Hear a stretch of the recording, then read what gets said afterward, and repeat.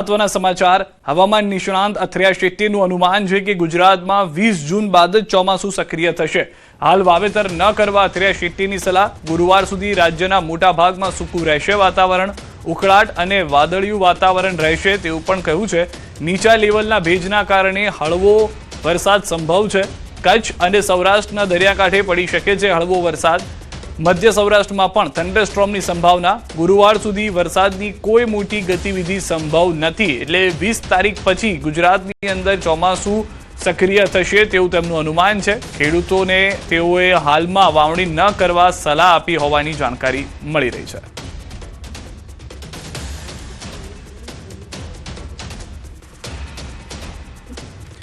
અને હવે વાત દૂષિત પાણીથી રોગચાળાની।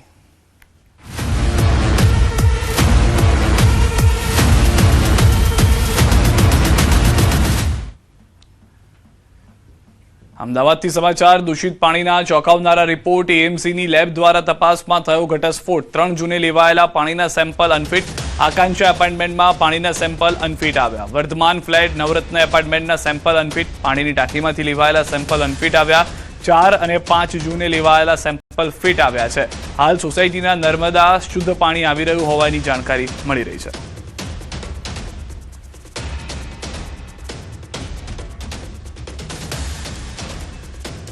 અમદાવાદ મ્યુનિસિપલ કોર્પોરેશન દ્વારા ગયા વીક દરમિયાન જે ગોતા વિસ્તારમાં પાણીના પોલ્યુશનને લઈને કમ્પ્લેન હતી, તેમાંથી 3 વિસ્તારમાં બેક્ટેરિયલ કોન્ટામિનેશન જોવા મળેલું હતું।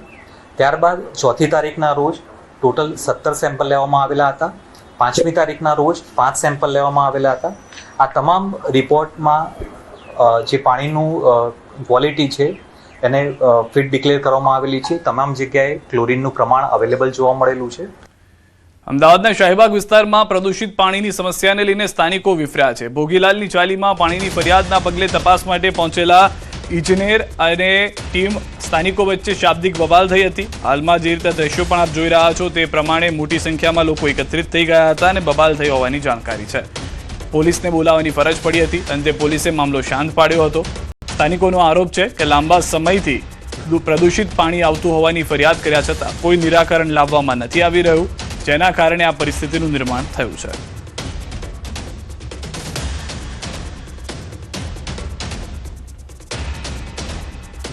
છેલ્લી લાઈનમાં ઘર સુધી પાણી ટેન્કર આવે છે, પરંતુ પાઇપ નાનો હોવાથી એમના ઘર સુધી પહોંચી શકતું નથી। એ પાણી લગી તાત્કાલિક એલઈસી સાથે બધા સપ્લાય કરી અને તાત્કાલિક આપણે પાણીની પાઇપ પણ નવી જાળવી કરાવી દીધી છે। હાલ વોટર પોલ્યુશન આપ પણ જોઈ શકો એ કામગીરી ચાલુ છે। બને એટલું ઝડપથી કામગીરી પૂર્ણ કરાવીશું અને હવે આ જે નાની પાઇપથી પાણી મળે એ દરેક નાગરિકને પૂરતા પ્રમાણમાં મળી રહે અને જરૂરિયાત પ્રમાણે હવે છેલ્લા 5 દિવસમાં પૂરતા પ્રમાણમાં ટેન્કર આપીને હવે ભવિષ્યમાં પણ એમને જરૂરિયાત પ્રમાણે ટેન્કર। એમનો પ્રશ્ન એ કર્યો કે અમારા જે બહેનો છે એ લોકોને ખાડો ખોદવા હોવાથી પાણી મૂકવામાં તકલીફ પડી એટલે ટેન્કર આવે છે પણ પાઇપ નાનો થઈ ગયો એ અત્યારે અમે મળી અને એનું સોલ્યુશન કર્યું। અત્યારે હાલ એની પાણી લાંબા પાઇપથી પાણી ચોખ્ખું પાણી આપવાની। અને હવે વાત ઓપરેશન મ્યુલ હન્ટની।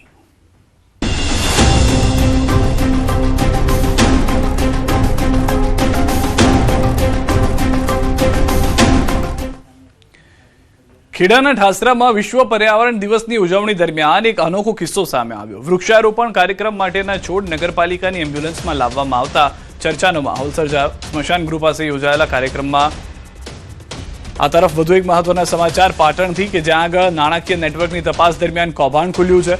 નાણાકીય નેટવર્કની તપાસ દરમિયાન આ મોટું કૌભાંડ આવ્યું છે। હાલમાં આપને જણાવી દઈએ તે પ્રમાણે પાટણમાં 398 કરોડના સાયબર રેકેટનો પર્દાફાશ થયો છે। ઓપરેશન મ્યુલ હન્ટ અંતર્ગત તપાસ કરવામાં આવી છે અને પાટણથી જે સમાચાર છે તે પ્રમાણે નાણાકીય નેટવર્કની આ તપાસ દરમિયાન કૌભાંડ ખુલ્યું છે। પોલીસને પહેલેથી જ છૂટો દોર આપવામાં આવ્યો હતો। ઓપરેશન મ્યુલ હન્ટ અંતર્ગત તપાસ કરવામાં આવી તો નાણાકીય નેટવર્કની તપાસ દરમિયાન આ જાણકારી પ્રાપ્ત થઈ। પાટણ, ચાણસ્મા, હારીજમાંથી 14ની અટકાયત કરાઈ છે। ગેરકાયદેસર બેંક ખાતા અને નાણાકીય નેટવર્કની તપાસ દરમિયાન કૌભાંડ સામે આવ્યું છે। આરોપીઓ ખાતાધારકોને રોકડ રકમ અને માસિક કમિશનની લાલચ આપી ખાતા ભાડે લેતા હતા। ખાતેધારકો પાસેથી એટીએમ કાર્ડ, ચેકબુક અને કોરા સહીવાળા ચેક પણ મેળવી લેવાતા હતા। હારીજ નાગરિક સહકારી બેંકમાં 13 મ્યુલ એકાઉન્ટ ખોલી ગેરકાયદેસર વ્યવહારો કરવામાં આવ્યા હતા। પોલીસના જણાવ્યા મુજબ આ નેટવર્ક મારફતે અંદાજે ₹398 કરોડનું સાયબર ફ્રોડ આચરવામાં આવ્યું હતું।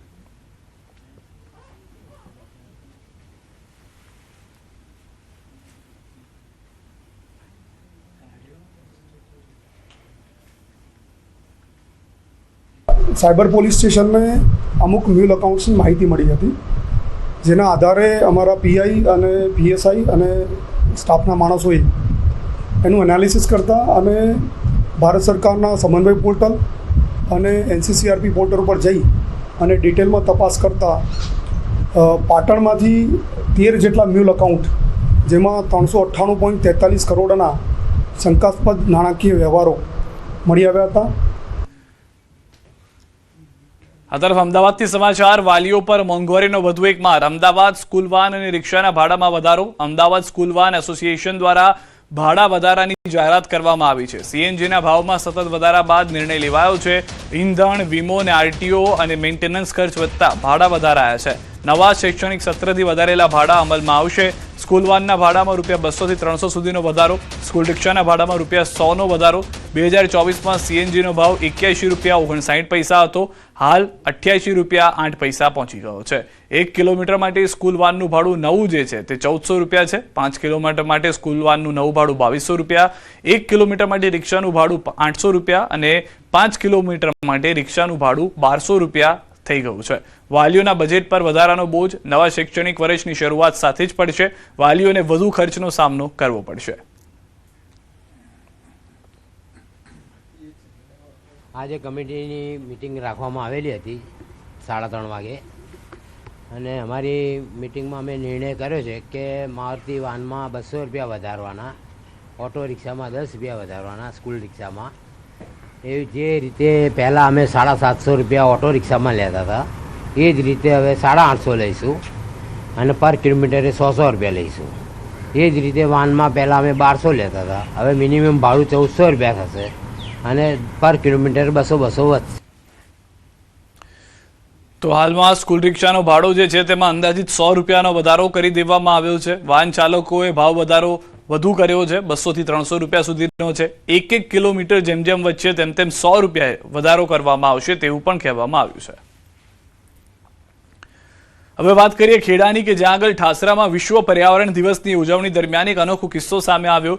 વૃક્ષારોપણ કાર્યક્રમ માટેના છોડ નગરપાલિકાની એમ્બ્યુલન્સમાં લાવવામાં આવતા ચર્ચાનો માહોલ સર્જાયો. સ્મશાન ગૃહ પાસે યોજાયેલા કાર્યક્રમમાં આરોગ્ય અને ઇમરજન્સી સેવા માટે નિર્ધારિત એમ્બ્યુલન્સનો ઉપયોગ માલવાહક વાહન તરીકે કરવામાં આવ્યો. વૃક્ષો અને છોડથી ભરેલી એમ્બ્યુલન્સનો વિડીયો સોશિયલ મીડિયામાં વાયરલ થયો. ત્યારે સ્થાનિકોએ સવાલ ઉઠાવ્યા છે કે છોડના પરિવહન માટે અન્ય સરકારી વાહન ઉપલબ્ધ નહોતું કે કેમ. આ ઘટનાએ નગરપાલિકાની કાર્યપદ્ધતિ અને આરોગ્ય સેવાઓ પ્રત્યેની ગંભીરતા અંગે ભારે ચર્ચા જગાવી છે.